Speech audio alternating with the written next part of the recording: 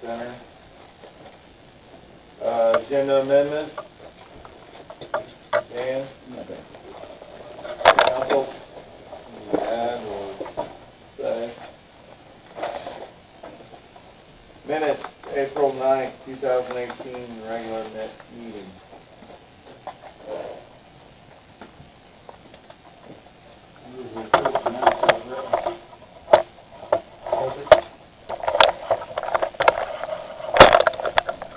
Any more discussion on the April 9th?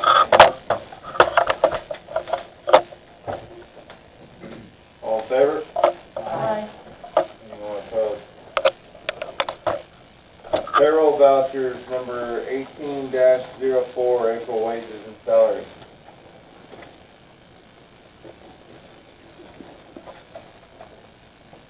I move to approve payroll voucher.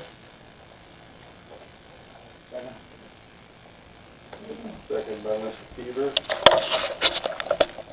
Any more discussion, council, on the payroll?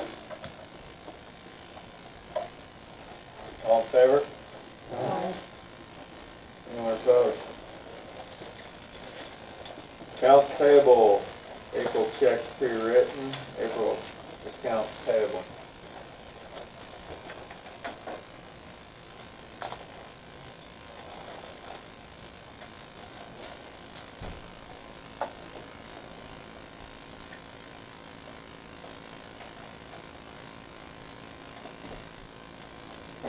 Move to approve that April checks pre-written and April accounts payable.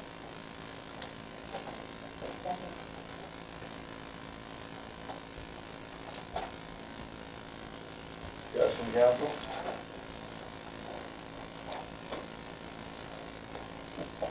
All in favor? Aye. Anyone opposed? Delinquent account.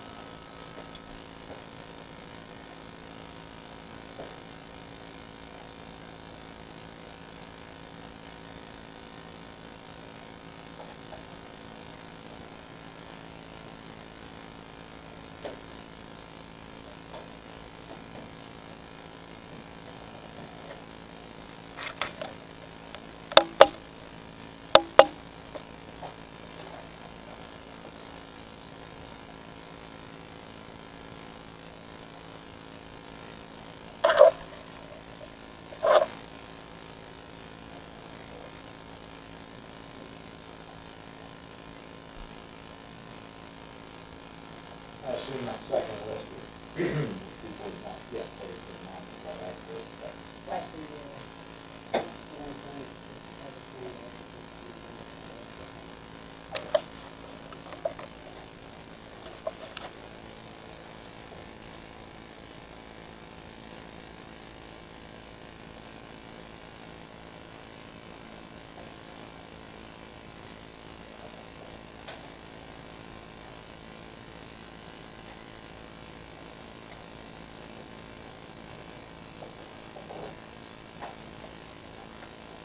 Any more to add, council?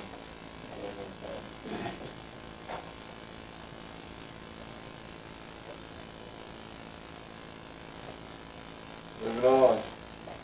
Resignation and appointment of Lincoln Library Board. We had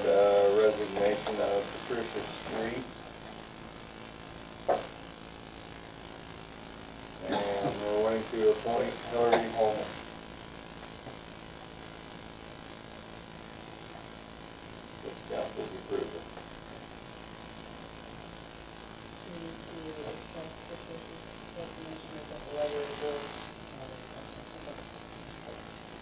I move we appoint Hillary Holman to the library board.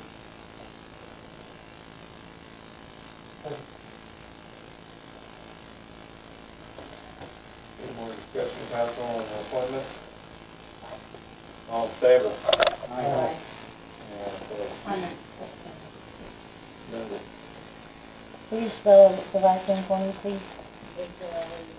Thank you. Good to ask you, make sure it's spelled right.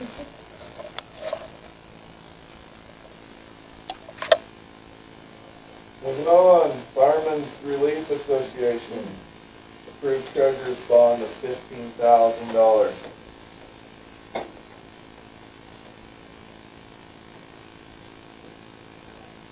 I move we approve the fireman's release bond. I'll second it.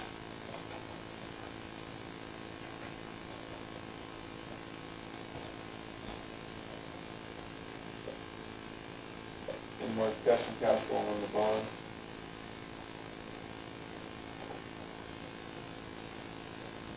All in favor? Aye. Anyone opposed?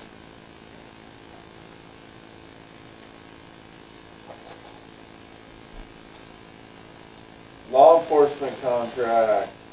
Sheriff Mike Weigel is here with us tonight. Welcome. And Dustin, all right, Sheriff. Welcome. Sorry, you're kind of hiding out the door. Here's some handout.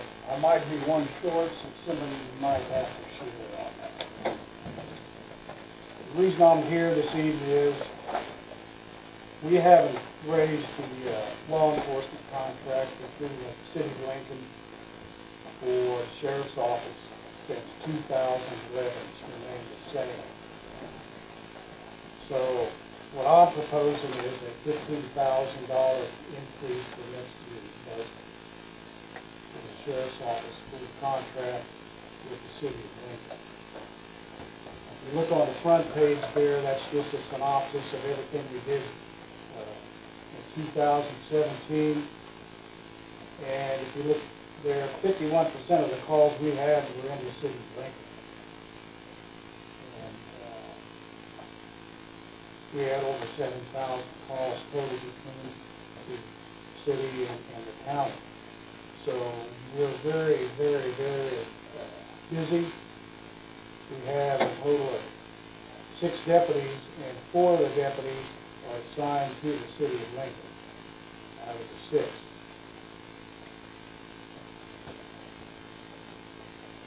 And with the salary cost of 4 deputies for the city of Lincoln, 365 days of the year, we kind of calculated close to $282,860 around figure. And I believe our contract with the city is about $154,000 yearly. 142,000. So you can see right there, there's a major difference there from what we are supplying services for protection for 4 deputies and the contract itself between the city of Lincoln and the sheriff's office.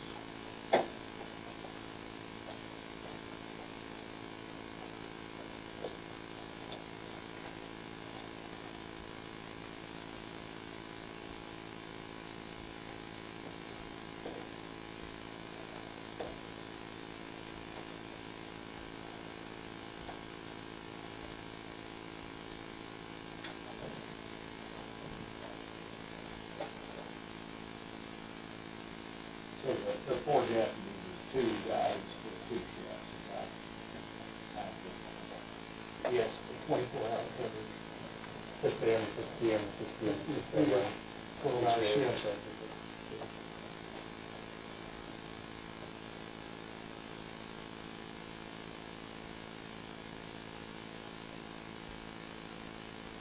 I guess I'd be curious to know how the math works out with the county portion of taxes that goes toward this versus the city portion. Obviously, most of the calls are happening in Lincoln, but we're paying county taxes and city taxes for it, so. Well, these figures come from the clerk's office, so I'm not too familiar with the units and stuff, but that's what she come up with. On that 282, I'm talking about that in terms of, maybe it's further in here, and I just didn't see it. Third page.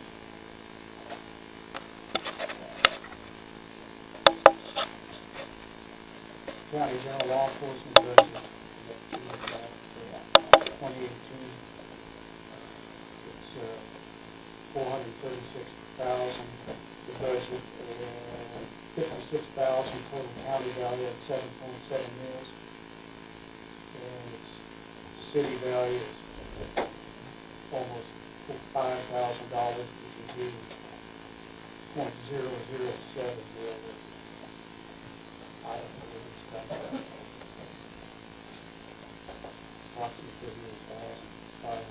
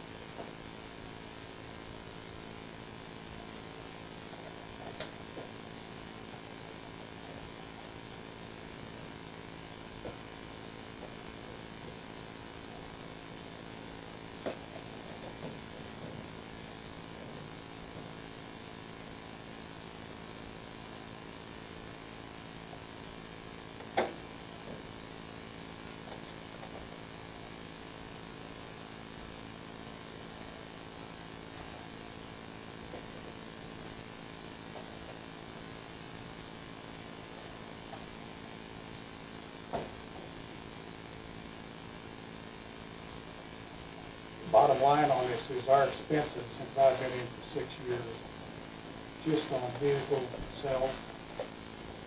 When I started, we were buying used Crown Vics for $18,000 from the highway patrol. Well, then they went to Dodge Chargers. They went up to 24,000 used. They had 50,000 miles on them. Then we went to the SUVs were 22,000, I think we paid for those. Probably 20,000 SUVs are 22,000. Well, we got to looking in the price of new vehicles for the same Ford Explorer SUVs, brand new. We pay $9,000 more for a brand new one. And we rotate 2 vehicles at it every year. They last about 4 years. And we figured we buy new vehicles, we could probably stretch them out to 6 years. That way, after we get them into the inventory, we won't have to switch out 2 vehicles each year. It'll be more like one every year or every other year, something like that. That's why we're going to go to new vehicles here about 29,000.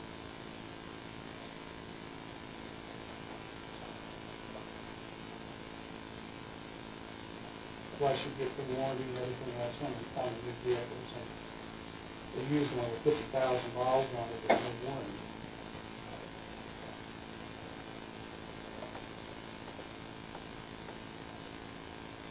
When was the last time they raised that? 2011. What did it raise? About 10%.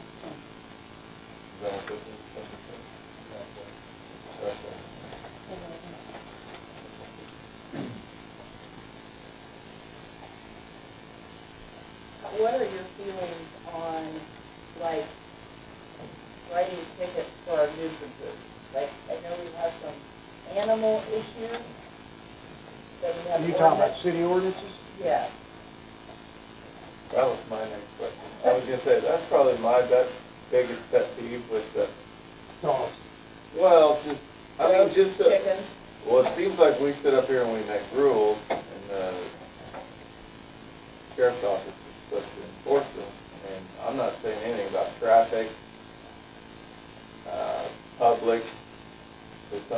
nuisance problems, like, we make these laws and we think that the sheriff's office is gonna handle them. Give me an example.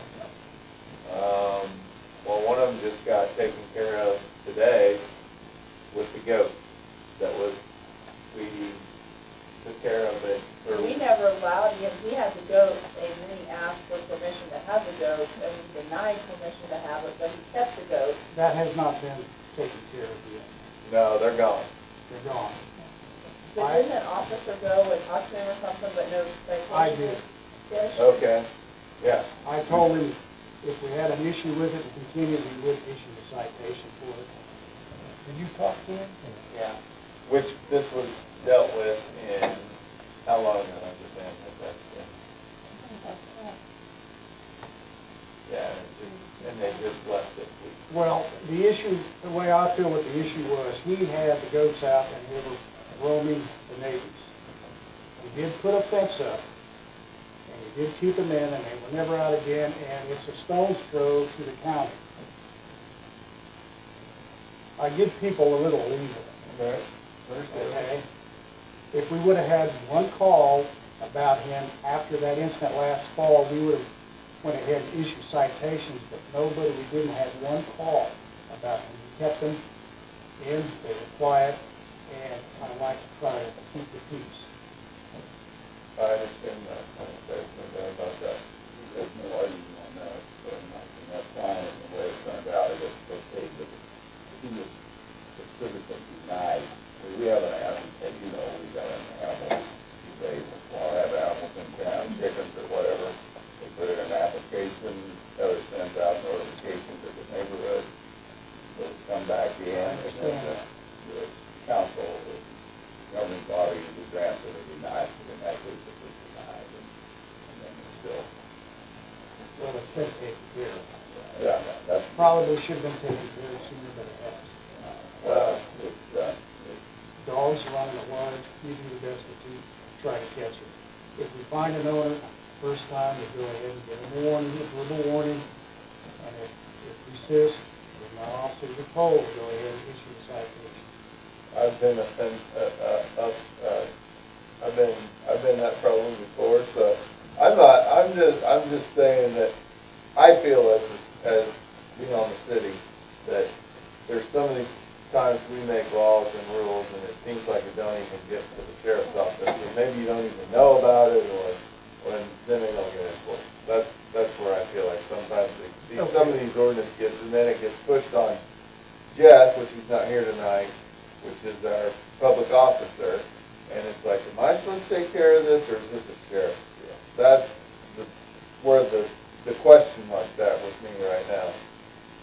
Okay, how I'm going to address that issue is, number one, dogs running large, that's an issue. Right now in the city and in the county, we have major other issues involving meth, drugs, and domestic violence, and we're continuously dealing with that on a regular basis. You will agree with that, will you not? Yeah. And we finally, we had the opportunity to take care of that situation, and hopefully it's going to be resolved permanently. I don't know. But you got to understand, you know, if our deputies are free and we get a call like that, they're supposed to take care of it. That's more important to me too. I'm not. If we're tied up to something else that's more serious, we're going to take care of that first. I agree. I totally agree.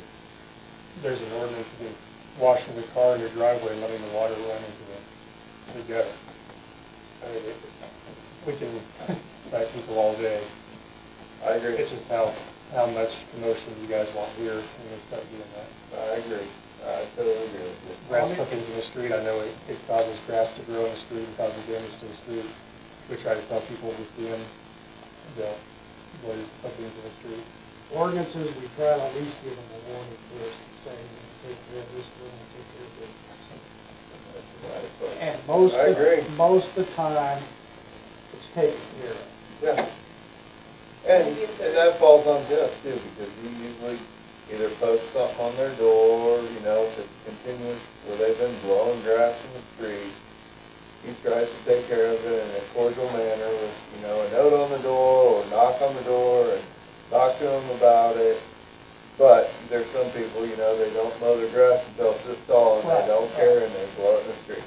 Here's what I suggest. If Jess has any issues with ordinances, and he's one of these people and they're kind of young, why doesn't he come up and go to me, and I will go with him, or a deputy will go with him and address the issue with that resident? That's all I needed, Mike. I'll take that upon myself. I appreciate that. You don't have a problem with that at all? Okay, that's what I need to hear. That will work perfect. That'll work for us. Sounds great. I think a lot of it just missing. No, I know, that's exactly right. Everybody's busy with their bigger problems. I know how that goes. You should keep a list of how often everybody calls you, and then there's people that are calling you once when you didn't raise their taxes.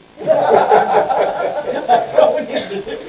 Charge them $100 a call. There you go. Council? I don't think that's a bad request at all. I mean, I had a dog issue and Mike kind of, he got growled at too, and so just a kid getting growled at. And I haven't had that dog issue since Mike went and fixed the problem. So, I haven't called for a long time. I don't think it's out of line as far as that's what my questions were. It ain't gonna get any cheaper, nothing's gonna be cheaper.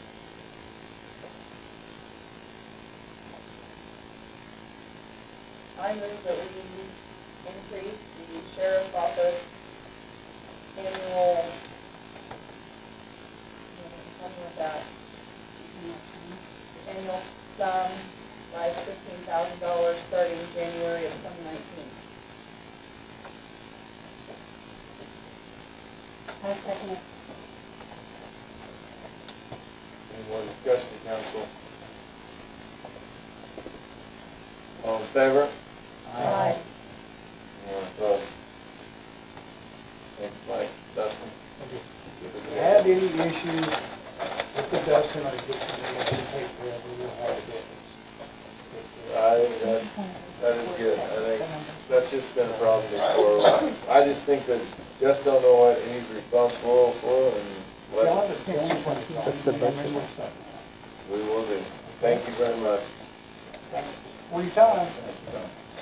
Yeah.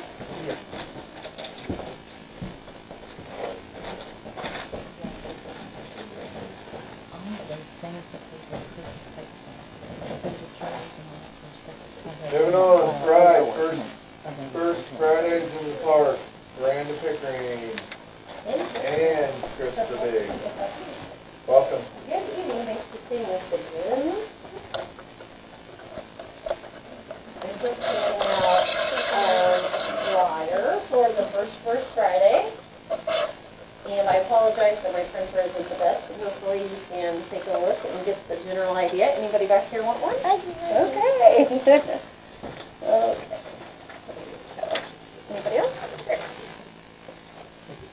Anybody back here? Kelly made it, so she's already seen it. Okay, we're just here to kind of give you an update, and then we do have a couple requests at the end. We quickly secured funding for all three of the first Fridays. All of our businesses were glad to donate and support the project as you guys were, so it's a big win for us. The first one, you can see all the events we have going on. So we have the children's show, like we said, the library sponsoring that, and Nikki Anderson, which is Mary Anderson's daughter, is coming back with her husband to do the children's show. So this one corresponds with Alumni Weekend. So we have an alumni coming back to put on the children's show. It's really exciting. The band is rice scaling wine that evening. We have all sorts. We have face painting. We have kids games. Kristen knows what else do we have going on. We have so much going on. Hunt, we have volleyball, we have Glass blowing demonstrations by the Art Center. We have several food vendors lined up. Yep, that's some food trucks. So we have a lot going on, and we're very excited about it, and we really do appreciate you giving us the opportunity to do this. And I think the community has been wildly excited about it too. We had just a few requests for Jess in the beginning, and we just have a couple of more requests now, and I know he's not here. The things that we would like to ask, we need one more, got my list here, sorry. We need one more electrical stand, I guess they call them a taco stand. One more electrical stand by the tennis court, and that's just because we have some food trucks come in that need some power over there. Done? Okay, woo! We would like to have the pool bathrooms unlocked during the hours of the event on all 3 occasions. From what I understand, they are push-button locks, so we can lock them as soon as we leave. And that's just to give people, you know, another location other than the bathrooms there by the bandstand, so they don't have to walk all the way over there. So you need power, I talked to Jeff about Okay. that today, because he was going to do that. Okay. Anyway, so you need an extra taco stand Yep. at the That's tennis court. Mhm. You need power at the bandstand, which she already Okay. knew about. So neither one of those are problems. Okay. Okay. And then lock the Unlock the bathroom. bathroom, Okay, yep. that shouldn't be a problem. And then we were also wondering about, we know that there are signs in the park saying that no alcoholic beverages. With a live band, we feel like we may run into some people wanting to bring their own. We're not planning to sell it or have any type of beer garden, but we were just wondering if we could get that listed for those specific dates, because we feel like people are probably, possibly going to bring their own, and we don't want it to come back on the pride or reflect badly on us if a lot of people are getting citations that night. So with a live band, we just felt like we may run into that, so we just kind of wanted to present it and kind of dot our I's and cross our T's. We would not advertise this as an event. Like our flyers don't say it. We Yeah. want it to be very family friendly, but we just feel like it may be something that comes up with a live band.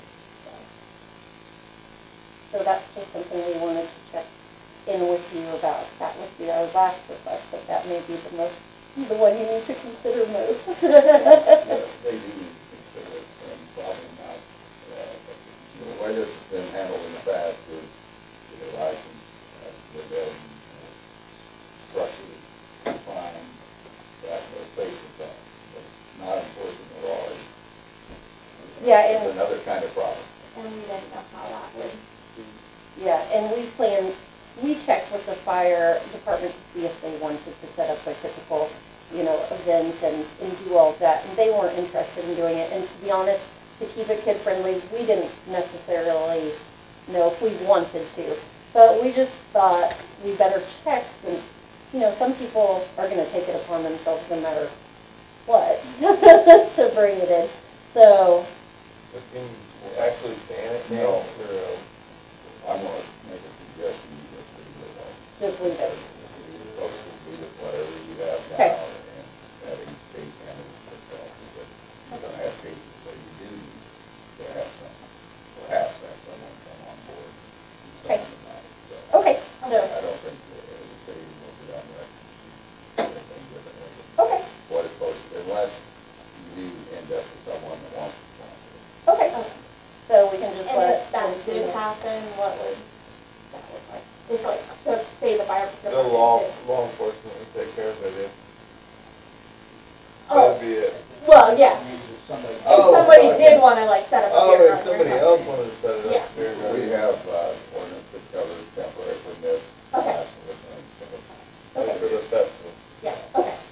So in this particular instance, that, if someone were to be out of control, the police would come in and just handle it. Okay. That's what they need. Yeah, someone needs to happen at a They need to family-friendly deal with event it. anyway. You don't want somebody pointing, Yeah. saying, oh, no, it's this is all right. I think that's a good idea. That's fair.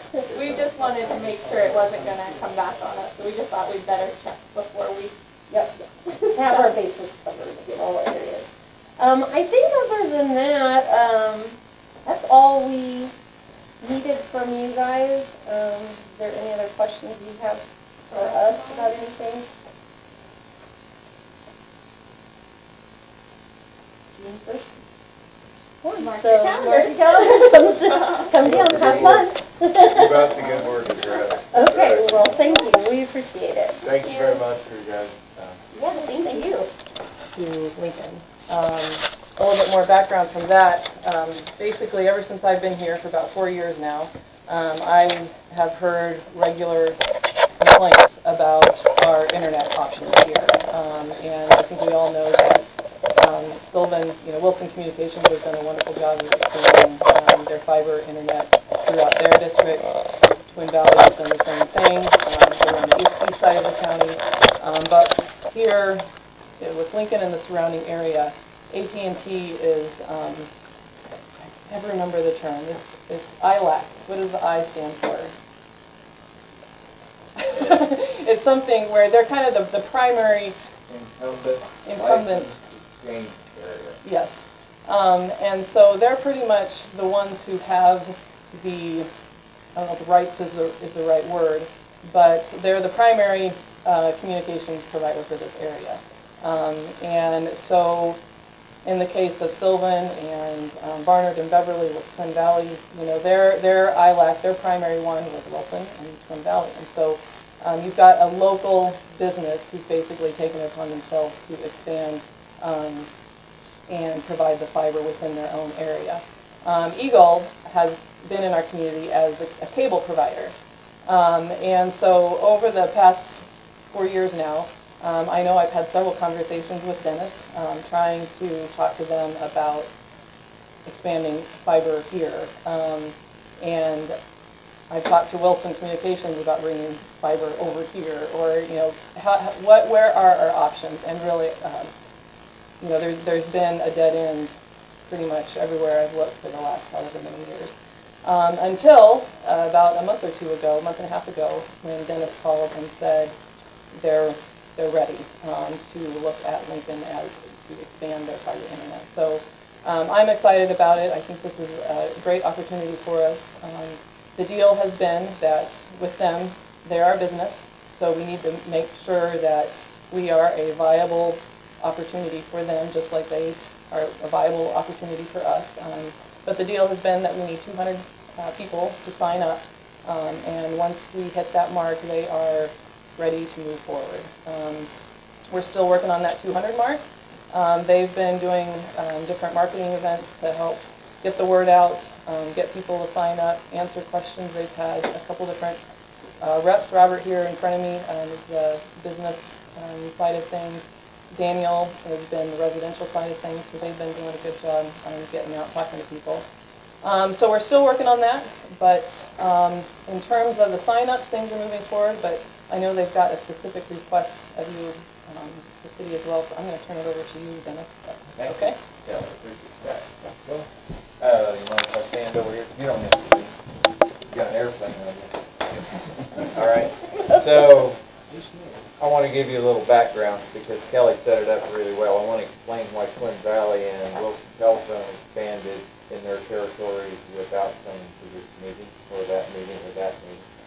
We're essentially different companies. They're a telecommunications phone company. They have access to capital through federal sources mostly, universal service funds to provide for either grants or very low interest loans to do those sorts of expansion projects. We don't have that path.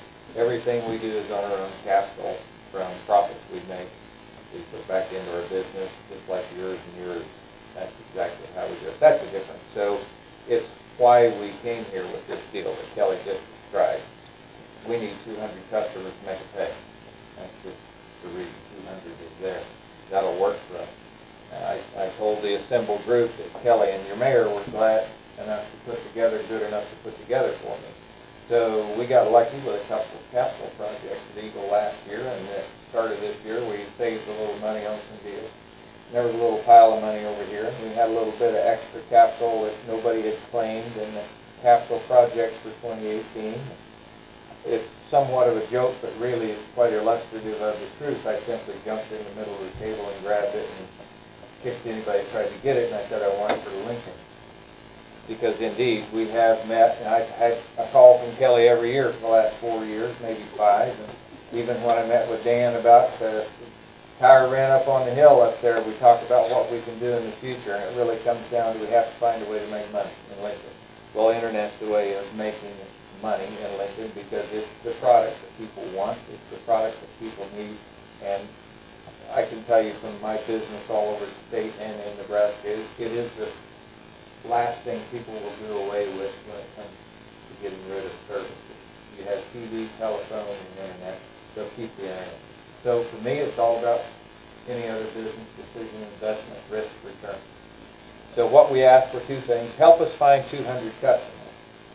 And I need a 10 by 10 plot of land, put my electronics brain cabinet on, and the trunk line where my fiber comes into town comes right by the highway department.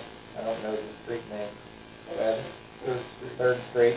You have that little plot of land right across the street to the north, the highway department, that looks like a vacant lot to me.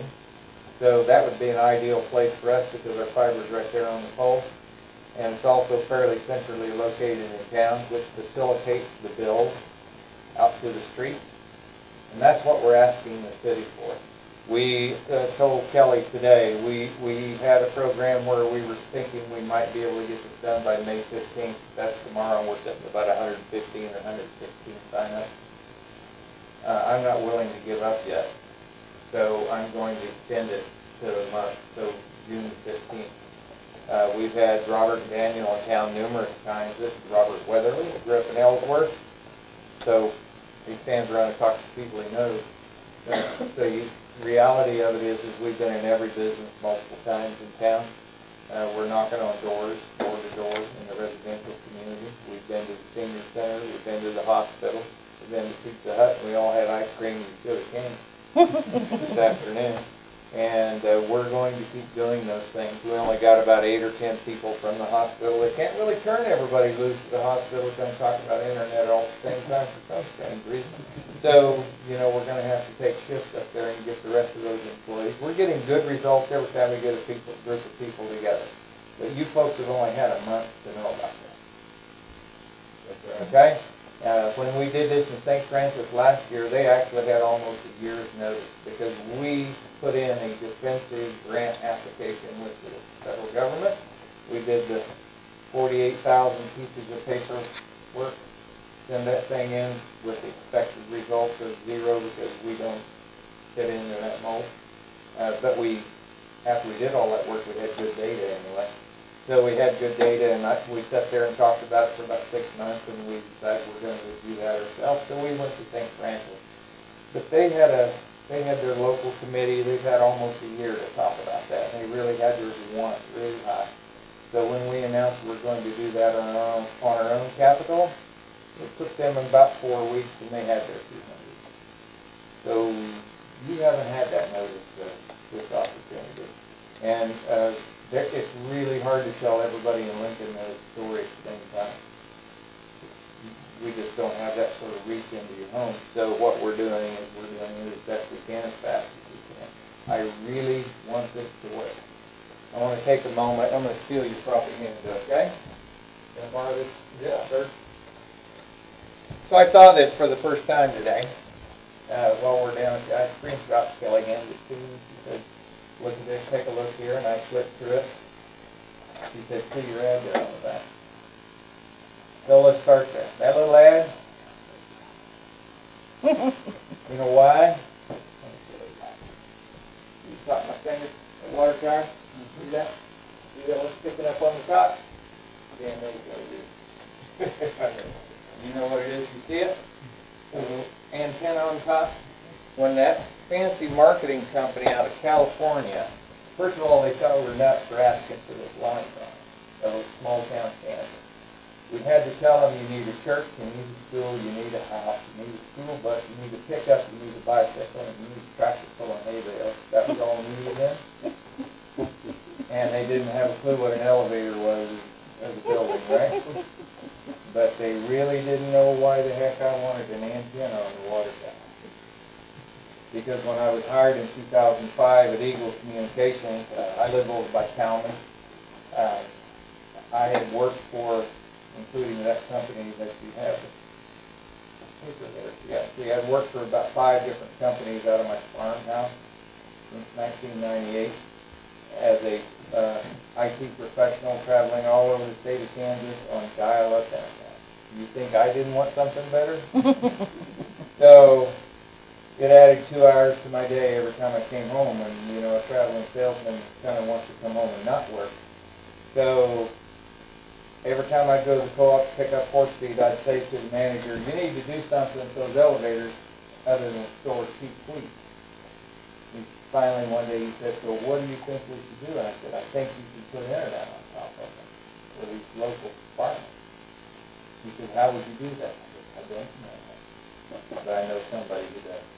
So my good friend Rex Skiles was the general manager of Eagle at the time. And I called Rex and I told him what I said. He said, I'll come out, we'll have lunch, and we'll go see Dean Sparks.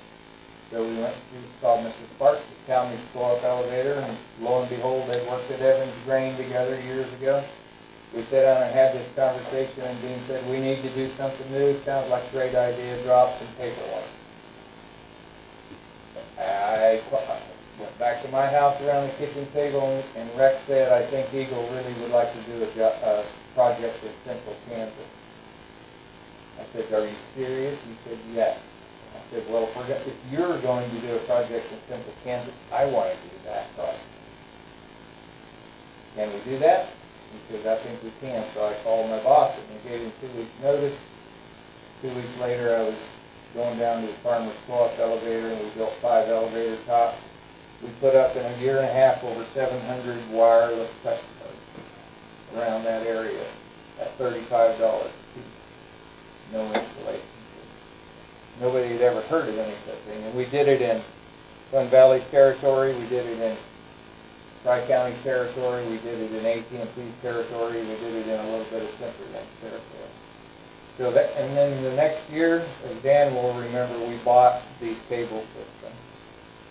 And that's where we started to have infrastructure. But we're sitting here and I'm flipping through Kelly's thing and I see faces of local people and local places all through this magazine. There's just pictures of people who live and work here and photographs that are meaningful to you. All we're asking for is your help, and you're doing a great job of helping us get 200 customers. And I need easement for a 10 by 10 piece of concrete up there in that lot, and a 20-year IRU with maybe another 20 on it for the guy that comes after I die, Dan. So that's all I'm asking. We're not asking for any money. We're not asking for any support other than if you think this is good economic investment opportunity for your community, you should say so. That's it. I'm happy to answer any questions you might have. I already answered mine. Okay? Which was? That was great. I think it's the best thing ever. Well, it's not the best thing ever. The best thing ever is rain. Well, we got that today. Yeah. You can't get too greedy at one time. Right. That lot you're talking about, what's your dimension? What did you say, 10 10? by 10. It's just a concrete pad with a cabinet, Dan. It's probably only about 6 feet wide and 4 feet deep, but need a little room around it. Where would you put it? I think in that vacant lot, just right across the street from the highway. Where on that one? Right in the corner, I think, because there's a pole, you look, there's a pole right there. So somewhere right in the corner there. You considered a location on that lot? Yeah. Lot, what? 150 Yeah. by 70,000. It's right in the corner there, right by the right of way. And you'll mow the whole lot, right? Well, sure. All right. We'll get him to spray it. That's saving Lincoln money right there. If you'll mow the whole lot. Cordon works, man. That's the way cable guys spray the lot. That's how you guys mow? Yeah. I got an airplane on your ass, by the way. Yeah. Work on that. I know it. If I had my way, it'd be a P-51. So there has to be a question. I'm here in front of the city council, but there's people here. You already answered my question. Anybody else get a free shot? I've got some questions and concerns. Okay? I mean, Kelly and I have emailed back and forth over this proposal and everything. And I asked her for some feedback from the IT committee about other businesses they talked to, and I never got any feedback back. And Kelly's response was she had talked to NC Cape, whoever in Blood, and they provide satellite-based internet, and she talked to Open Communications. Well, on April 23rd in the Swan Journal, there was an article about a broadband task force in Kansas. I asked her if she talked to any of those people. She said that she had. And I asked her about the task force bill that was signed by Governor Collier on April the 24th. She hadn't talked to anybody on that committee either, and Mr. Friesen out of here is in charge of that. And his business was listed in the April 24th article in the Swan Journal. It just so happens that on May the 10th, in the Local Independent Reporter, they were talking about Brian Boy's Perch and Wilson Communication and what great values done at advocacy and everything, bringing broadband to rural Kansas. She had said she had spoken to Wilson and that they had told her no. So I took a phone and called and said, can I talk to Brian? Brian's out of town this week, and Eric, his assistant, is out of town today, but they're supposed to call me back. So then I asked the lady, where was Wilson Communication? And they're in 17 leads right now. They're in Wilson with a population of 757, in Lucas with a population of 393, in Selma with a population of 258, in Hunter with a population of 56, in Denmark, which I couldn't find any census number on, in Pickering with a population of 206, in Brookville with a population of 262. And Lincoln's census right now is 1,229, and I was thinking, why wouldn't they be interested in talking to us? Okay, so I have a calling thing. On the internet, they advertise the ability to do cable over fiber and medical alert over fiber. When they came and talked to me at the housing authority, I have an issue with, I've got to have phone lines to my elevator. If it stops and the internet's down and we're doing voice over IP, there's no way for anybody to know that one of the elderly people is stuck in the elevator. So we couldn't come to terms with, could they meet our needs at the housing authority? Okay, if you can do medical alerts over fiber, and you do cable over fiber, which I know AT&T is doing, like in the Swan area and their metropolitan areas, and they're willing to talk about all that, it just seems more comprehensible that if you're going to ask the citizens of Lincoln to stand up and make a commitment of over $250,000 over the next 2 years of money out of their own pocket, that we're giving them all the information they need to make that decision. Anyway, that was my... I can answer a couple of questions for you. And I'll get with Eric and Brian, because, they said they'd call me back. They Sure. just went out, they were out today. And then when we talk about the Universal Service Fund, it was USDA money originally, and it supported rural health care and schools and libraries. So they could get grants to put fiber into both of those and low-income families, but those grants were harder to get, and they got rid of some of that stuff. Okay, so then the next question, which I didn't have to tonight, was talking about the lots that we're paying to get mowed. Okay, I can answer some of those in order, and you can pick some of them. Let's start with the lot deal first. Is that not the lot that the county wanted and the housing authority I came in? didn't know that you paid the mow it. Yes, sir. Ever since that county meeting, when they came in. I guess I forgot about that. Okay, that's still fine. own I it. just wanted to make sure Yeah, that we we're all on still the own same it. page. Yes. We still own it, but we're paying to mow it, because that was our deal. I apologize for that. I forgot about that. You're right. Okay. Well, let me talk about the answer to why they're not already here, because they've been asked before. It's a logical thing. This isn't a bad thing. It's a logical thing. They are organized under completely different charters from the federal government than we are. They are a phone company. We're not.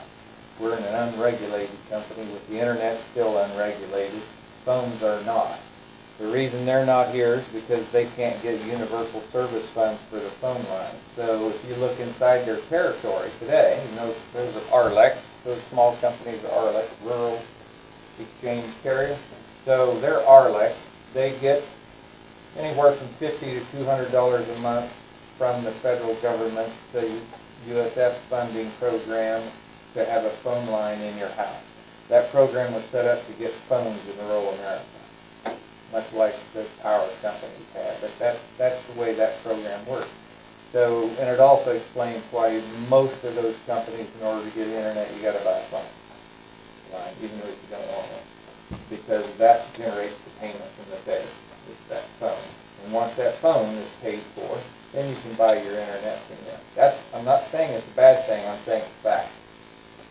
So that explains why it's hard to get an RLEC to come out of their territory. They have a map with lines on it, man, and that you're not inside their line. That doesn't mean Wilson couldn't come if they wanted to, but if they did, they'd have to do it on their own money, like me. Is the RLEC in this area next to that?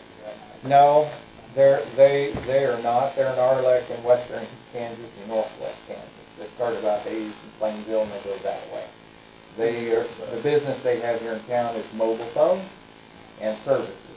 And they do that over even central Kansas where I am. But they don't have any phone exchanges west of probably thinking Russell, those towns down the Great Bend. Who is that company here? AT&T is your LEC here. But you said there's RLEC? There's no RLEC here.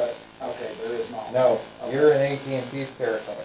So those USF funds go to them. But it's still, Dan has lose the rest of his life trying to explain that. But it's AT&T territory. I just know that my business phones are through Nextech, but they're on AT&T. They sell over AT&T. Any RLEC can sell into an AT&T territory. They have an exchange agreement. Doesn't have agreement. to be their own personal. Nope. They can sell into CenturyLink too. That's the federal law. We cannot.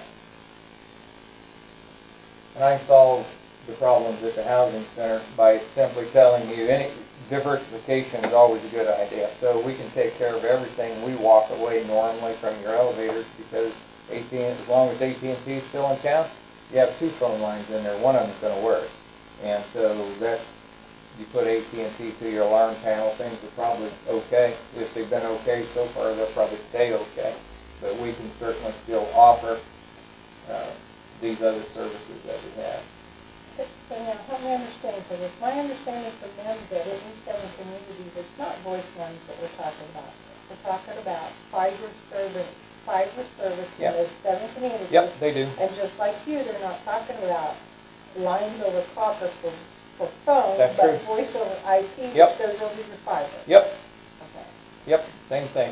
We both deliver the same product the same way. Okay, so now, why, and in the article from Ellsworth, it says Wilson Communication covers 1,000 square mile area. But it doesn't have anything to do with the phone lines and AT&T's backbone, but it's got to do with the fiber network. I'm not sure I understand what AT&T's role in this is. Well, AT&T's role is that's who your LEC is in Lincoln. Wilson Telephone, two separate issues. Wilson Telephone, no matter how they deliver it, gets paid by the government for putting a phone in your house. If you're in Wilson.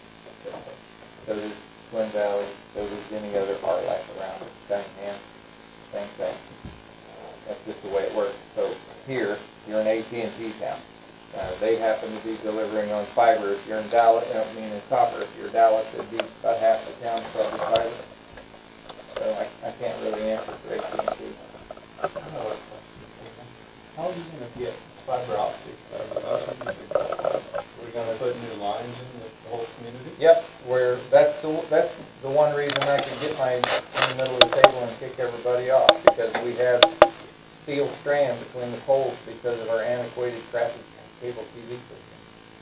We have steel between those poles. We have pole agreements with the city, and what we'll do is we'll overlash that fiber to that old cable and those steel lines between those poles. Has some interesting pictures where the power line's down on my table I found today, if anybody wants to see those. So, but that's how we do it. We go in and there's a little machine that spins stainless wire. Run them overhead. Yep, we run them overhead and run them to the house just like any other overhead drop, whether it's phone or coaxial. In this case, fiber. And we go up and we put a little box on the side of the house. We go through that box to the inside of the house. Then we have options. So there, most people will choose wireless delivery inside the house. So do you have a picture of one of those boxes and where it was, it's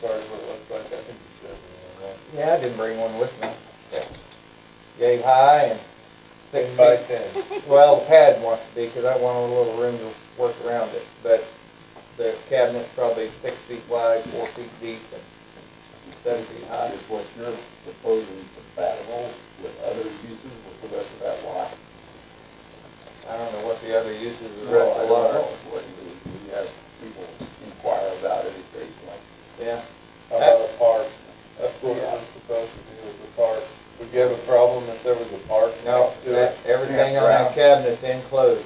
I mean, everything will be enclosed and then conduit and put bumpers around it so somebody doesn't run into it. So it could be a pamper sign. Yep. Would it, if you put it on the corner, would it block vision for that intersection? I don't think so, but we'd put it wherever you wanted it. That would be my only concern with on the corner, if it would.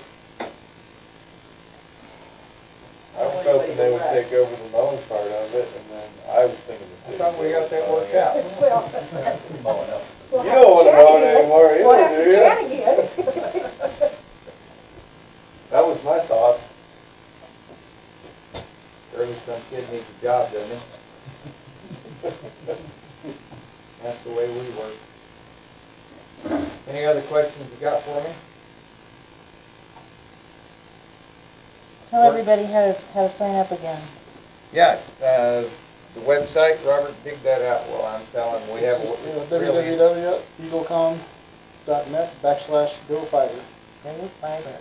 comes up and it asks for your name, address, and gives you options, including if you're in a contract with somebody, you can say, yes, I'm in a contract, here's when it expires, we want you to sign up anyway. We're looking for 200 names. If you wanted to set up a booth at First Fridays, I'm gonna bring that up to our marketing department and see what type of options they might be able to come up with to try to help spread the word. Especially after the band starts, huh? Yeah, we might bring beer. There you go. There's a sponsorship opportunity. Don't talk about it. Don't talk about it. Just keep moving, right, man? Yeah. So I really, my parting shot, I guess, is, you know, I know you may be hesitant to ask me a question, so I'm just going to tell you what I think. When we sat around our little table and made this decision, you know, we looked at St. Francis and we decided kind of arbitrarily that we'd give it a month to get 200, and several of us said, you know, that's pretty tough. It's going to be tough. Lincoln is not as big as St. Francis. There's a little more vacancy in the houses than St. Francis. But just like you, I'll take a yes when I find it, and what I found was a yes for a month. So after the rest of the team got engaged here and talked to some people and met with some people and looked at this and got a little more enthusiasm for the opportunity. A week ago I made that call after I got off the call with these folks that we have every Monday, and I said, we need to extend it another month. This is too good to stop now. But if we don't get them, really it takes 200. So if we don't get them, we're forced to stop. There's no plan B for me. I got to make a profit. No plan B. So I really, if you believe this is a good thing for you, I want your help. Not as a council person, as a citizen. As a person who has invested. You can't sit through a meeting like this every month and think this is fun, right? So you're here because you care about your community. Well, Kelly has called me every year for 4 or 5 years, and I get a call from every Kelly in every community we have about making certain that I can deliver the best internet possible in that community. Every economic development director in my territory, and that's Kansas and Nebraska, calls me and asks us to do something or do better or do more or come to town. There's a reason for that. You know, I had to giggle a little bit about the goats. But I want to tell you seriously, what a blessing it is that we live in a place where a problem makes it to the city council that's called a goat. Yeah. You know, your sheriff put a little bit of reality back in it when he said, I don't go to too many dog and goat problems, you know, because we have some other But still, we are so blessed because we have such a way of life that's available to us. And I'm here to tell you, and I tell Kelly this already, people do want to live in towns like Lincoln can. We just have to let them know they can and provide some job opportunities for them and a house to live in. And I guarantee you, the make or break thing there isn't, you have to have a job and you have to have housing. But the make or break thing for young people who decide to stay or not will often be their access to the outside world through robust internet. It doesn't solve every problem, but it solves a lot of problems. It's a dang good tool to have in a toolbox, and I'd sure like to help you get it. Thank you for you. Yes, sir. If you're in a contract, how do you get out? Well, you pay your bill, man. He said you, And then pay your bill too? No, if you're in a contract, if we fail to provide service, then you're out. No, I think he's talking about during the sign-up process. Basically, what we like, we're in if you're in a AT&T. contract with AT&T, you give us the date and time when you think that contract's about to expire. We'll reach back out to you and request for that time to make sure that you're established service. Yep, doesn't become a contract till we install it at your house. Your price and their price is about the same. What am I gonna gain? Well, you're gaining what you see on our sheet. You're getting delivered at 186,000 miles a second with light, and it's, That's faster than I can type. well, I know. Technically, Probably not faster than you can watch a movie, though. so the reality of it is, it's a brand new system, but fiber is just such a reliable delivery system. Make it really You simple. say, I know where your cable pole is in the alley. You're gonna come from that pole up above ground to the house. Mhm. You're not gonna go under there. Unless it's an underground neighborhood that's coded that way. I don't think so. We need another version. Okay, got one. Well, It- I'm through. Okay. I'm sorry. No, I appreciate your comment, and especially the chance to laugh. So we always give options. I mean, the price that you see is for an overhead drop. If you want it underground, Well, it's gonna we have take we have no opposition to putting it underground as long as you're willing to pay for it. You put it underground, and I don't think you got room for another underground where the telephone wires go. Because the first time the AT&T man come by, he went through the ground about that deep, and the inspector come along and he ripped her up. Yeah, Well, then here come another one, and he put another cable in. boy, are you making a good case for why we put it overhead? Because you can see it, and when it gets broken, you can fix Well, it. the reason I know where the pole is because people had the house before we lived there. They had cable TV. Okay. I think we'd be short-sighted not to act, because we need to do everything we can to facilitate this project, and I think a 10 by 10 square on a unused lot that's been unused for how many years, and, you know, I think, if There's 100 and, how many people already that are signed up that want it, including me, 120. including Multiple businesses in the community already, most of the businesses. and you. And I will also say, I've been an Eagle customer and an AT&T customer most of the time I've lived in town, and I know who's more responsive when I have a problem. And it's Eagle. So there's, I guess regardless of what all the possible options are, I guess I'm kind of of the mind where you, if you're looking for a service and you got somebody that's willing to deliver it, and the only way you can get the other guy interested is if you come and say, hey, your competitor wants to do business with me, will you? Then they don't really want to do business with you. So I think we should approve this 10 by 10 square for them to build on, and I would make the motion to do so. I'll second. I want to add an amendment that Dan has to write the paperwork up on it, because when he writes it up, I have very few edits. If I write it up, he changes everything. You're over it, you're exaggerating. Only a little, only a little. It's like a reporter and the publisher. All right, council, any more discussion? All in favor? Aye. Any opposed? Sure appreciate your consideration this evening and any help you could give. We'd appreciate it. Anything you need from us. I certainly must have raised a subject or two other than internet tonight in my time with you. If there's something you need, let us know. We will try. We're good partners. We try hard at it. But, yeah. They're a current customer. They've been on our fiber for a year or two. Nope. We're working on it. I thought that the lady was gonna help us out. I know there's several out there, but they don't have questions. And then that's all we're doing in time for the questions. I can have a big now. I'm shooting for you. Yeah, we'll get it done. Did you Thank talk you to so Kim much. White already? Okay. Thank you, Kelly. Thank you, folks, for coming. Appreciate it. you. Yep. Jordan did stop out to see you last week. He did? Okay, that's what I thought.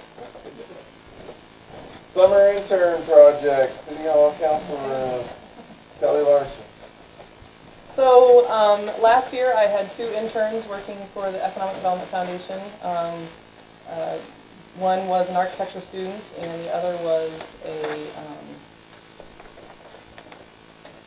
just totally lost, public, totally blank. Anyway, landscape architect side of things. This year I've got 2 more interns that are coming that I've hired. One is an architecture student at KU and another is an interior design student at K-State. And so this year the focus is still related to kind of the design aspects, but I'm focusing on the downtowns in the communities.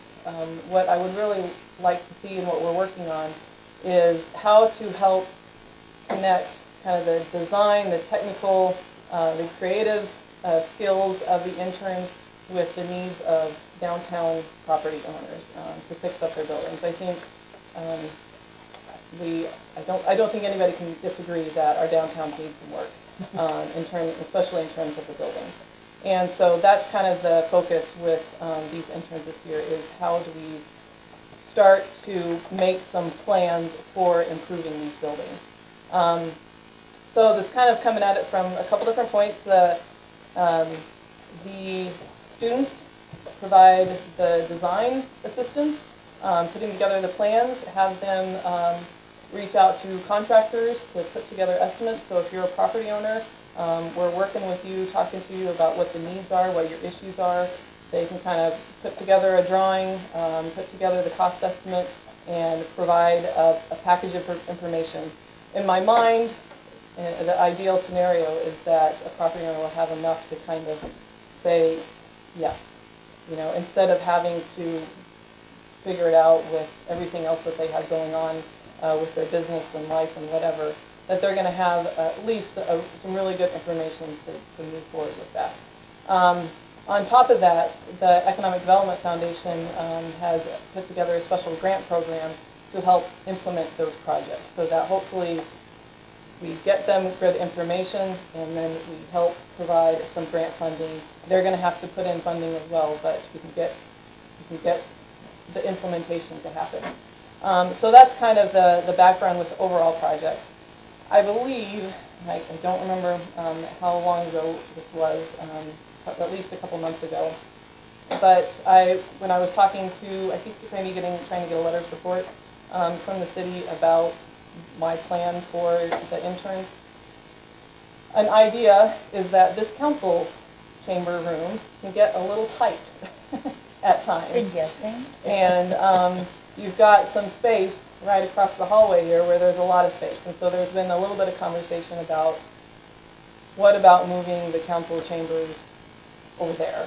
And so I've kind of thought, well, that might actually make a very good design project for an intern. So I guess I wanted to throw that out to you and see if that is something that you are interested in, having a student figure out, design a new council chamber where we move it over there, we've got a lot more space. What is it that you need in terms of your space? How much do we want to plan for audience space? If there's any other special needs, there's been times where I think I had to plug in a screen and a projector, and that really gets things pretty tight. So, you know, if there's other things that we kind of to think ahead in terms of what your needs are for this space.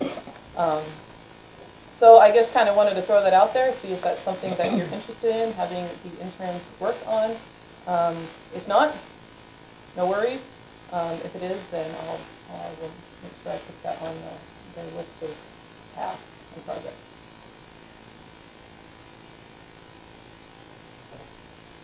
I think it's a good project. It's not a big, overwhelming, like the high school project, No. or the full school Do something a little project. bit more straightforward. Yeah. Yeah. And then we would know for sure what we were looking at for Is that like, cost-wise. yeah, with it, I mean, is that gonna be like a budget number, or is it just a design deal? Well, I guess that would probably, the thing with this project is that they are not licensed architects. So if we're talking about structural issues, you know, they cannot be making those kind of recommendations. They can kind of put a schematic together, but in terms of maybe the actual technical engineering, if you gotta knock a hole in this wall or something like that, they can say knock a hole here, but can put a door, but they won't be able to really provide the stamp drawings for that. Now maybe, you know, I think we've got some good resources on this board in terms of putting together some cost estimates. I don't want to overpromise anything. Like I said, my ideal is that they are able to put together a good package, but we'll have to see in terms of when we actually get into it and what their capacity is. I'm really excited about them. They seem like just standout students that are wonderful, but we're kind of have to, I think, see how things go a little bit in terms of from that. I think it'd be a good project. Kelly, on your storefront project, I'm assuming you're gonna kind of dovetail it into your historic district project? Yes, that's, The last thing we would wanna see is a bunch of aluminum facades and. yeah, that is one of the things. So kind of trying to fit all these different pieces together. In terms of, you know, there are more financing options out there, and I talked to you before about trying to get the downtown listed on the National Register. I'm still waiting to hear whether we received a grant on that to help with the survey. But the idea is, if we can get all these pieces to kind of moving towards the right direction, all of them will be compatible. So I've been clear with them, and the information that I sent out to property owners late on Friday is that the recommendations that they provide are going to be historically appropriate as well. So if there's a property owner that just wants to remove everything historic, and you know, then we're going to have a little bit of rub there, and that's probably either not going to be a project that they work on, or it's not going to be anything that the grant helps pay for. I'm trying to make sure all of this works together. Another idea with that is, so they put the plans together. You know, we've got some grant funding. The property owner is going to have to put in some money, but if we can get the National Register designation in place, then there's opportunity that all of our little pieces can be matched for another piece. So that is kind of a way of how we try and make that pot a little bigger without anybody having to kind of put in one big thing. But yes, I'm trying to get it so they're all kind of dovetailing and they're all working together with these different fingers, I guess, moving forward. And I guess the City Hall project would be a great, you know, this is a great historic building, so the old garage door there, you know, whatever happens there, it's going to need to be something that is compatible with the historic character, but is also functional for what you need it to be today. And I don't know what that is, but there are ways to do that.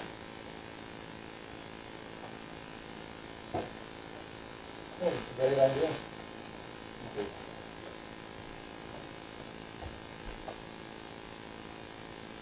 So I'll put it on the list.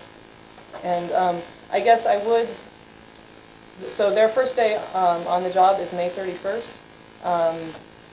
I'm guessing that in the first couple of weeks they're going to have a lot of meetings with the different property owners. So I'm thinking it's not going to be very efficient for them to only be able to talk to you during the city council meeting. So if you could maybe designate a subcommittee where they can sit down and talk with, whether it's Heather in terms of what she sees as a need, and Travis what you see as a need, and you know, Jess what he sees as a need, so that we can kind of start to collaborate as opposed to waiting until council meetings. Yeah. I think we'd all be involved in that. Okay. I have a question, do you want to know what my brother did, August 4th, to the paper, that we have budget members prior to that, and we would try to, because in order to get the grant funding. That's, yeah, that, I'm, do it within a right, year. I don't want a lot of this work to just sit there for years. You know, I want to implement some improvements here, so that is kind of the timeline I'm putting on it. Maybe we'll have like a rough idea, you know, something to put into, yeah. Their last day is August 12th, so, you know, we should be getting close, yeah. Like you might not have the final drawing or something like that, but we could probably. But we want to find out a figure to try to fit in the Yeah. I think one of the major problems with utilizing that space over there is going to be that garage door. With your agreement, I think I'll go ahead and contact Katrina Ringler and notify her that that's something we're considering, and see if she's got some ideas on how we can do that. Okay, yeah. And Katrina is aware of that the students are going to be here, and I would like the students, for their own experience, to be working with the State Historic Preservation Office and kind of ask them ideas. You know, I think this could be a great experience for them in terms of working with them, working with local government, working with contractors. You know, they're going to have a good experience here and a well-rounded experience. That's cool. It may take Katrina some time to come up with some ideas on how to do that, so I thought it was that further might help. I think there's examples out there too of old fire stations that have been converted into office spaces, Yeah, and that's true. you know, so there is examples where it's been done.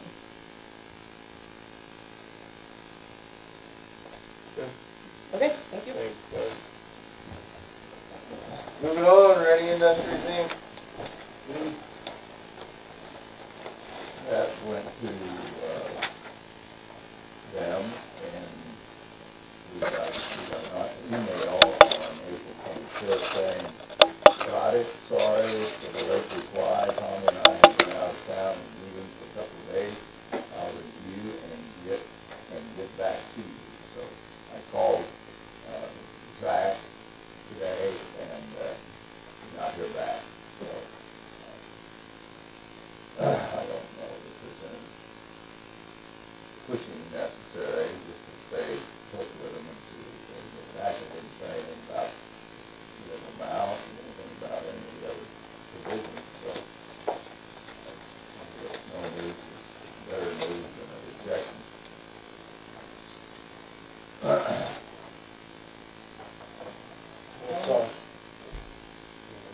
How long have they had this?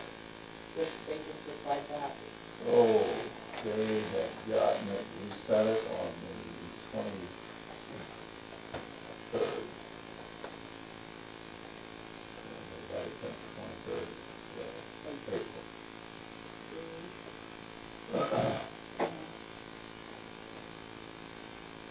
So they were gone, apparently, something else, other reason that I knew that they were gone for a period of time, and so I just was in business, and I'll follow up tomorrow. But more or less, then you got to go back home today, and hadn't like 6 o'clock, so. Where does that put the city in terms of our, their level of responsibility or something with damage, this or that? Well, actually, they're in there on a verbal leave at this point. Not fully satisfied.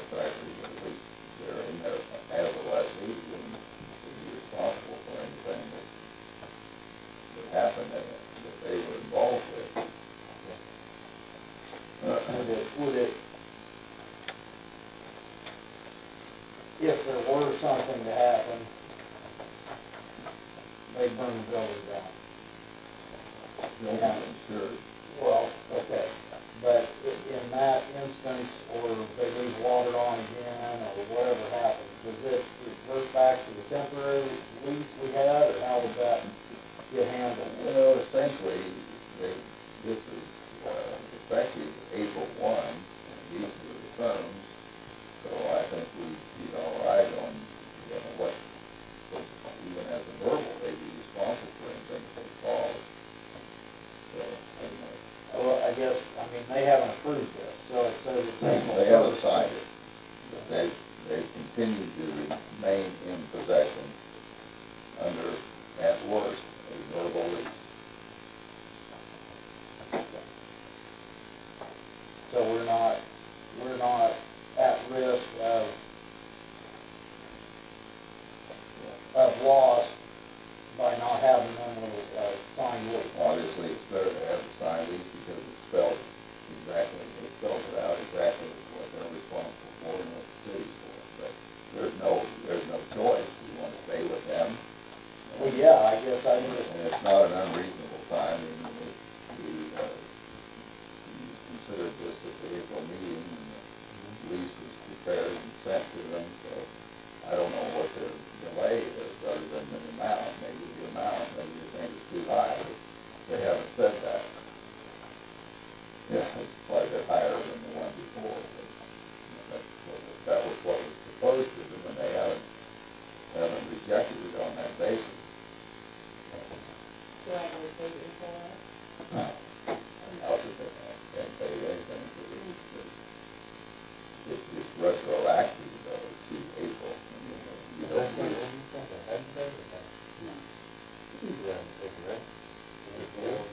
Well, have they paid, what have they paid in March? And January, they paid January, February, March. Under the old. Under the old lease. Well, yeah, we have the temporary in place. And this follows a lot of what the temporary was, except for the amount.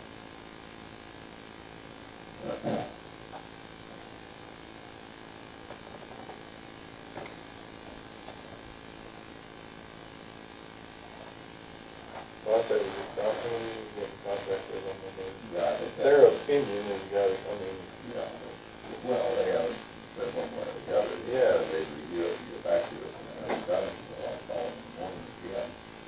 And tell them we need to, Yeah. something, what. they meeting tonight, so. But I don't think that, Yeah. we get some hours proposal, they're probably gonna come back with something else. That's what we need to know.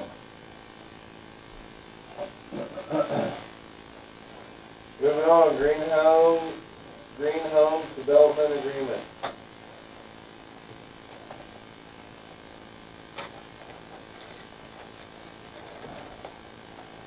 That's another matter.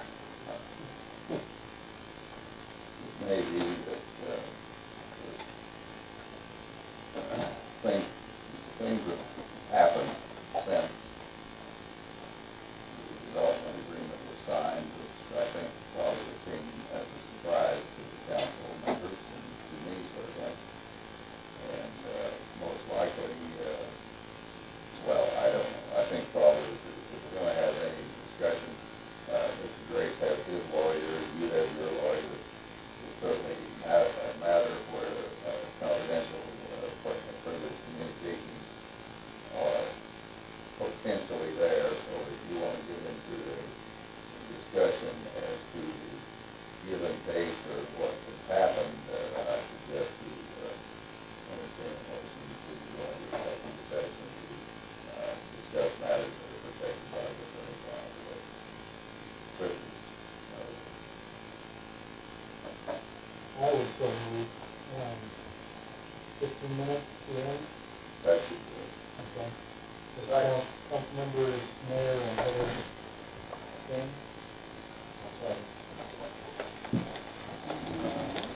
discussion? All in favor? Any opposed?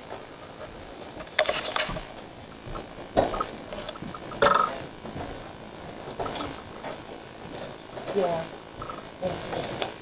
Per your suggestion, that the camera is on right now.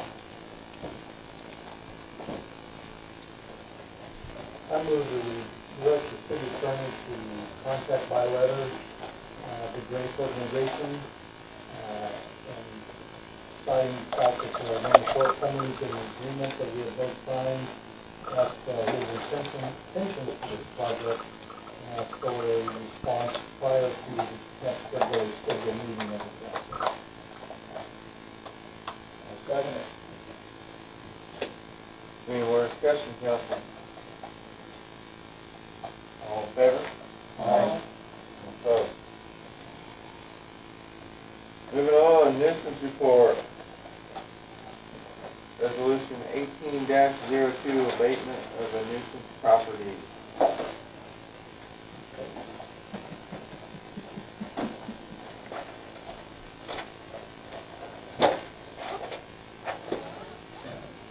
This resolution has been before the council on an earlier occasion, and then there was a presentation made that the structure in its current form was needed to be used for drill purposes or perhaps other reasons. That time has passed, and I have updated, revised, not revised so much, but updated the resolution number 1802, resolution authorizing the abatement of nuisance. And this is the property at 202 East School Street in Lincoln. And so I think I've got copies. You've got copies in your, so that's presented for the council's action. Point this out, we will need to give sufficient notice to him adoption to them. And so, yes, probably delay at least 10 days. That's the customary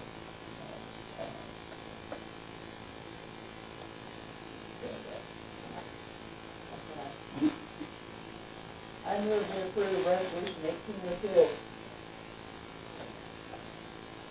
Second.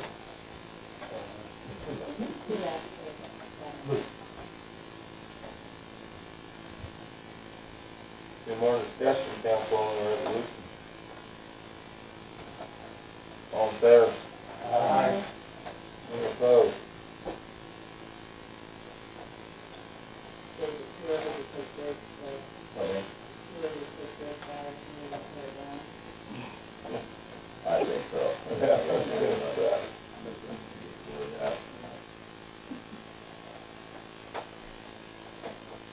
So we need to discuss the next part.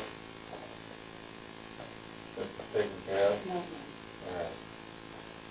City officials report, city attorney. Update, Kingdom Morgan natural gas pipeline agreement. I have a report on that, and Clay is here, so he can report on the status of the progress made at the airport for council consideration. Progress is moving forward very well. They are now south of the road, working on they've actually closed the north end of the cross runway.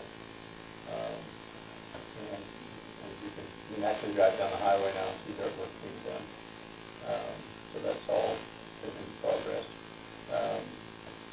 In reference to moving the power lines, Jess is in the process of putting a bid together to take the power lines that go along the east side and go below ground with them. So he's supposed to be getting me a bid for that. And so progress has been very well. We have, I would say we're well over a third done with the dirt work already. So it's starting to shape and look good. Unfortunately, we did not receive a grant for the 2019 season. So unfortunately, we will apply again in September for next year's consideration for the actual cement. There were some other projects that were ahead of ours. I guess that was more in line, but we'll continue to apply for that next grant phase. Once this phase is done, in talking to, there'll be some grass planting, some temporary, depending on how far along we are when we go to that next grant phase. So far, working with the pipeline company has been going along very well.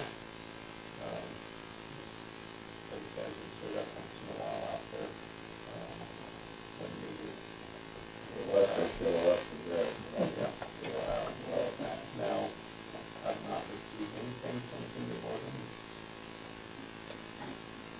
The contract was signed, they just neglected to send it back, and the excuse that I heard was that Jim did the dog eating the homework. Don't write that down. Was that it didn't get notarized, so they're in the process of doing that, but I was assured that it had been signed. In fact, I got from Mr. Claudia, please say it's signed. So far, we've been able to work with the local gentleman, Beranda, who's been around quite a bit. He was over in the Bridges rebuilt, which he spent a day there doing that. And then there's been several days since then that he's been on site. Not full days, but hit and miss once in a while. Some of it only was in his normal realm. I have not received any billing from them whatsoever yet. And as they have talked about, what we will, as of yet, not received anything. So everything so far is going great.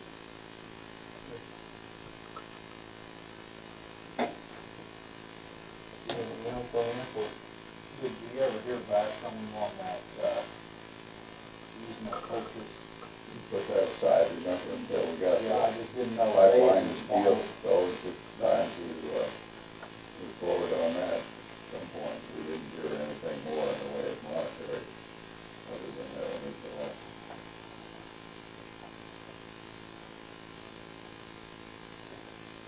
That's something for council and mayor and council to consider for the next meeting.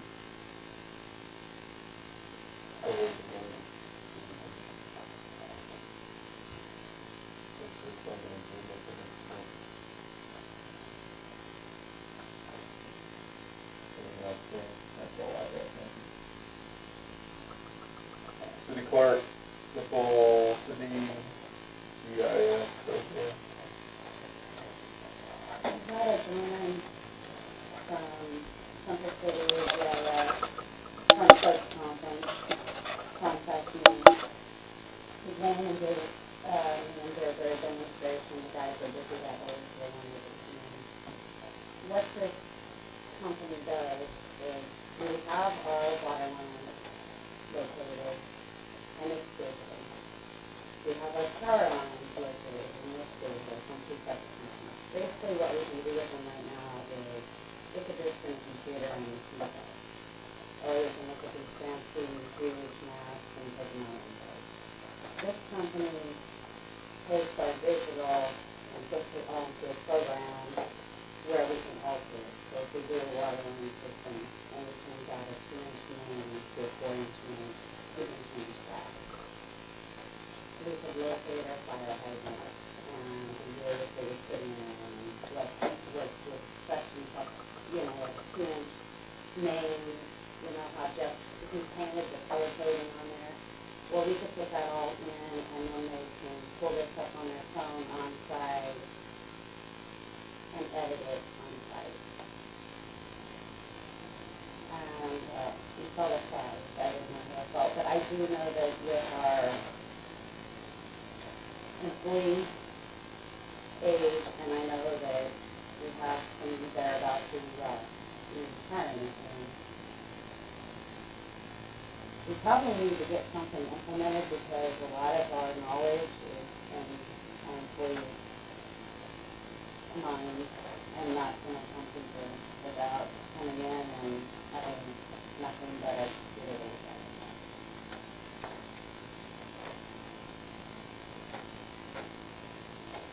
He's willing to come to a presentation, I just didn't even know how to confidently tell about it. So I said, don't come give a presentation, let me see if they're even interested. There's no point to have them come give a presentation if they're not going to. That's just what this will be done. He doesn't want to run it, then he's going to. He doesn't have a smartphone, does he?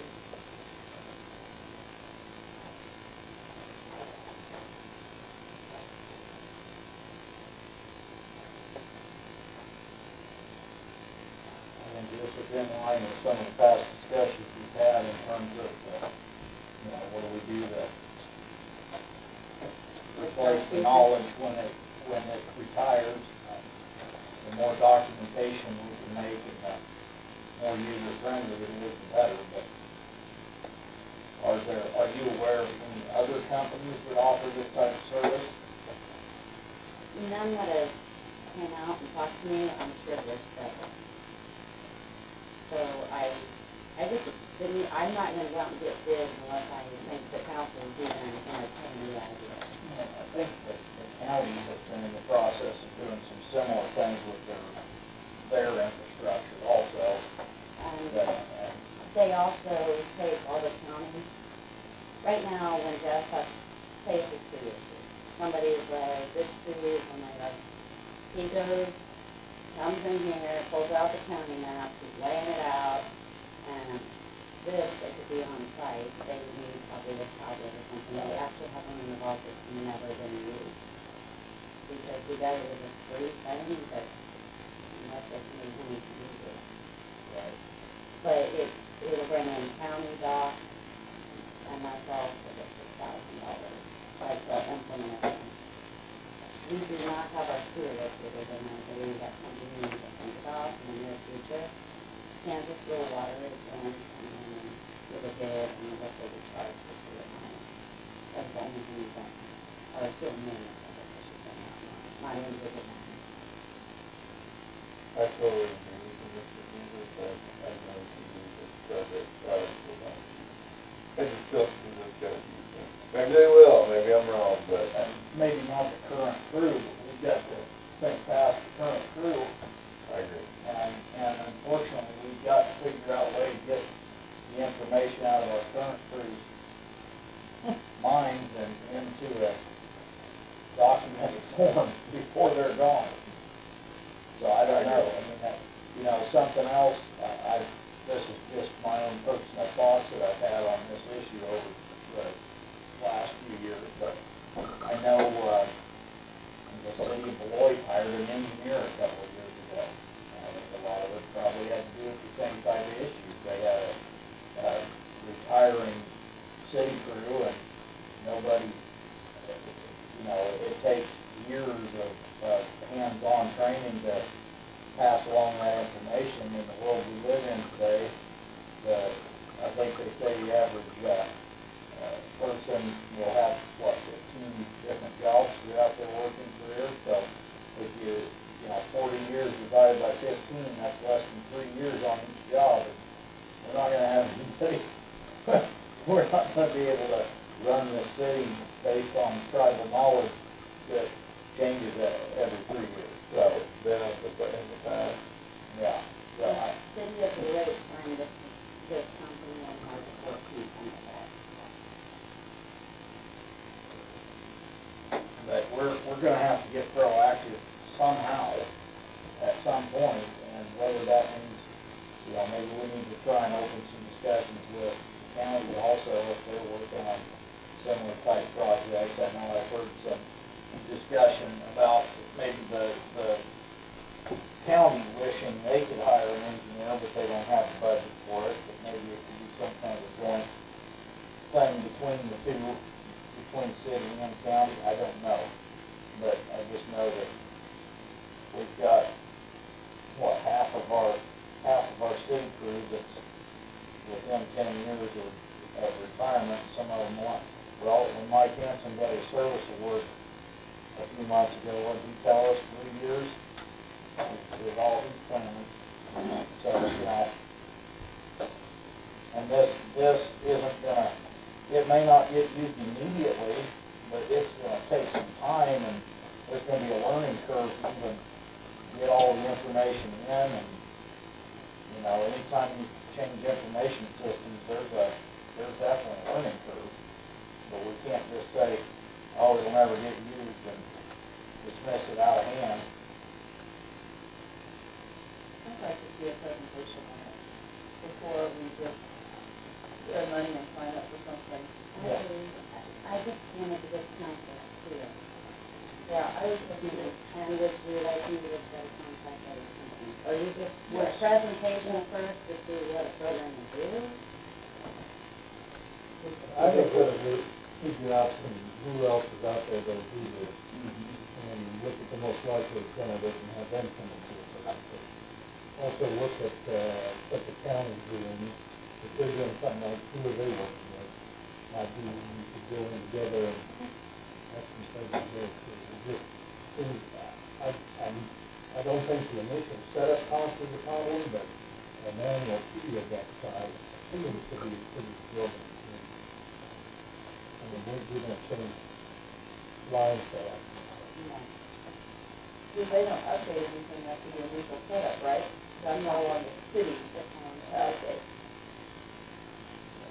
And they're just keeping the software running. There might well be some companies out there that would be willing to come in and get it all mapped out, and then we own the software. You know, and so. Yeah, with them, they would take our Kansas rural water for the water line, and our Midland, we have Midland GIS, do our electric. And they work with those companies now, so they would put that in, but then there's, Yeah.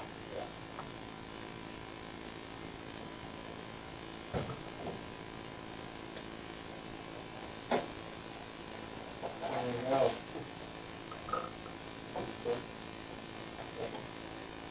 City superintendent report, I talked to Jeff today, and we had some battle issues tonight, I guess. I guess we got one of our transformers got hit, they think, with electrical storm the other night. And so, Beranda was working on a storm passing, what he thought it was gonna cost, he said, they had no idea. They came up and got it temporary, but we think transformers, so. I'm gonna stand,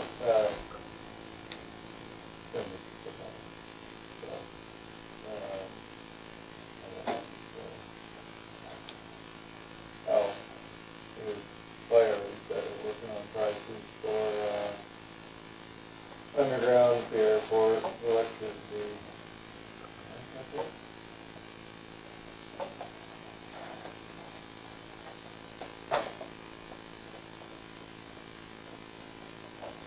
Governing body.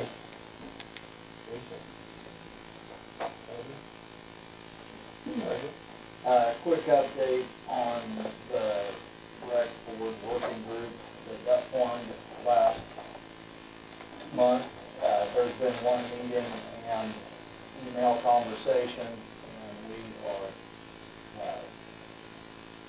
going in a pretty specific direction in one area of what we were tasked with looking at, and the other area we're still pretty wide open, but in terms of looking at potential changes, making any suggestions of how maybe our charter would need, you know, any type of revisions or anything, we barely scratched the surface on that, but we've been primarily focused on the employment issues, and I think we're headed in a pretty good direction in that, and ought to be able to report something back by next council meeting, which would be a month early on that. But the other side of things, it is somewhat dependent on what we decide on that. So we haven't spent a lot of time discussing the others. So just so everybody got that, LEASE is a part of that also, which is been involved with it. Just so everybody knows that we've met and we've been working. Luke? Zach?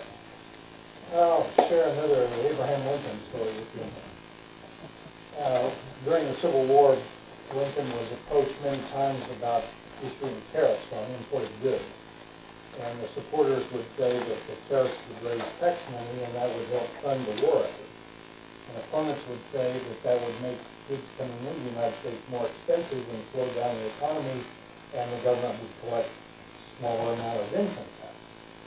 And Lincoln had a hard time figuring out the answer to that puzzle, and he said, well, it reminded him of the storekeeper down in Indiana. That one day a man came in and walked up the counter and said, I want a picky unit of soda crackers. And so the clerk reached in the barrel and pulled out a small handful of soda crackers and laid them out on the counter. And the man looked at them for quite a while and said, no, says, I don't think I want those. Give me a mug of cider instead. Well, the clerk puts the crackers away and he pours him a mug of cider, and the man drinks the cider and he says, he just turns around and starts to walk away. And the clerk says, hey, wait a minute, you gotta pay for the cider. And the guy says, I traded you the crackers for the cider. He says, well, then you gotta pay me for the crackers. And the guy says, why would I pay you for the crackers? I didn't need them. Now the clerk's really bamboozled, and he finally says, I've lost a picky unit here somewhere, but I can't figure it out. Just go. And Lincoln says, that's sometimes the way it is. It's hard to figure out who's getting the picky unit. I move we adjourn. I second it. All in favor? Aye.